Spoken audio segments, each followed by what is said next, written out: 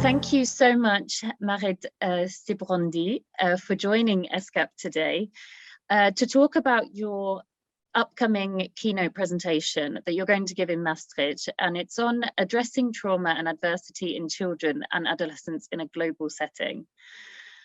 You have a huge amount of collaboration in Europe and in global teams, which is obviously key to your clinical and research work. Can you give us a bit of an insight into your European projects? You're involved with the Respond and the Strength projects. Can you just explain a little bit about your initiatives and the objectives of those projects? Yes.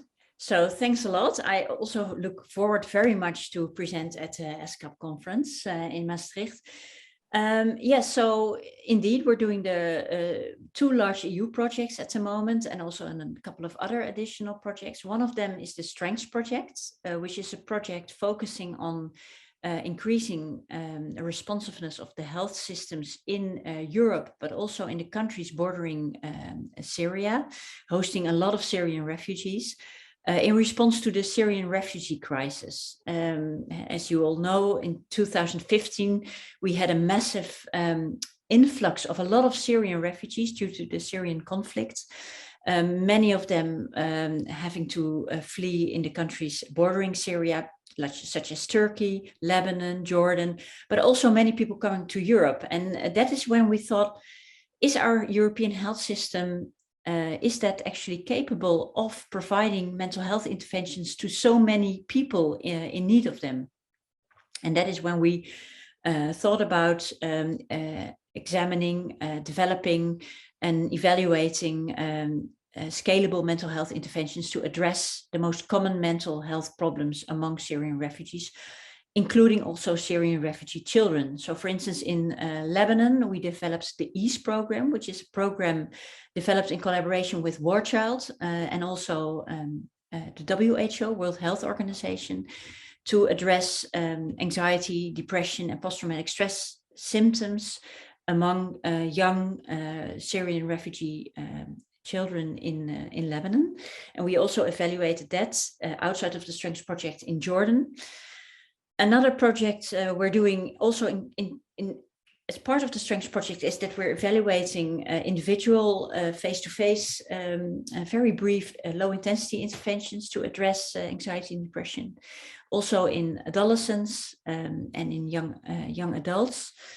And we also evaluated Problem Management Plus. This is a program also developed by WHO in a refugee setting in Jordan, where we have data already available also on family functioning in these refugee families. Actually, we have another project also going on, which is the Respond project, also including European partners from European countries, where we are also going to address a COVID-related distress among vulnerable populations. And what we find in the literature, also really consistent finding, is that the group at the moment most affected by the COVID pandemic is young people, is children, mainly adolescents and young adults. So I think that is one of the most important groups we actually have to focus on in terms of reducing distress related to COVID. So we're also evaluating the effects of interventions specifically developed for vulnerable groups to address any distress, mainly anxiety, depression, but also post-traumatic stress among vulnerable populations, including also young people. You mentioned about these scalable psychological interventions. How can psychiatrists start implementing these type of interventions in these vulnerable people? Yeah, so the scalable interventions we're actually evaluating, but also that were developed in collaboration with the World Health Organization, are not necessarily meant to be implemented by psychiatrists themselves or psychotherapists, but they are actually designed for using as part of task sharing. So psychiatrists can offer supervision to non-professional helpers, or maybe nurses, community health workers, or people with a different background, for instance, teachers who are trained to deliver these interventions to people with mild to moderate psychological distress, so anxiety, depression, post-traumatic stress. So it's actually a way of scaling up. We know that all across the world there are not enough psychiatrists to offer mental health care interventions to everyone in need. There are just not enough people that are that specialized. So that's why task sharing interventions were developed, and that's what we are evaluating, whether they are still effective and can actually reduce these types of problems to a degree that we find it clinically relevant and important.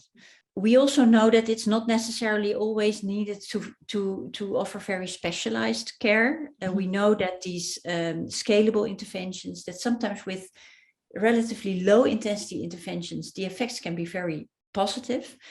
But it's important that we really make sure that these silos between all these institutions are torn down as much as possible to be able to work together to improve mental health, specifically for children in need of these interventions. Okay, thank you. Marit, just a last summary or some key points for our audience that are going to come and listen to your talk in Maastricht. Would really love to share ideas also with the audience and to talk about the work that we have been doing in the countries bordering Syria, also in people with non-Western cultural backgrounds, how we culturally adapted our interventions so that they are actually appropriate, that they are acceptable to children and young adolescents and also adults in these settings. But also the fact that we actually used these interventions, usually originally developed for low and middle income settings, actually in our highly developed settings where we do have enough resources available, at least what we believe we have. But of course, when we are, our health system is pressured in a way like it is with the COVID pandemic, having a lot of children in need of mental health interventions, or with maybe future crises that we will have, like maybe induced by the climate situation, but also new refugees coming into our countries, that our health systems are actually under pressure. How can we actually build up a structure in which we can really quickly expand our health services? And I think that the best way to do it is actually by training people, not necessarily within the specialized mental health field, to deliver interventions. And that is my main focus of my research. And that is what I'm really enthusiastic about sharing also with the audience. I'm sure there's going to be many of your colleagues that will want to talk to you about these initiatives and these projects. So thank you so much for talking to ESCAP today, and we look forward to seeing you in Maastricht. Yes, thanks a lot. Thank you.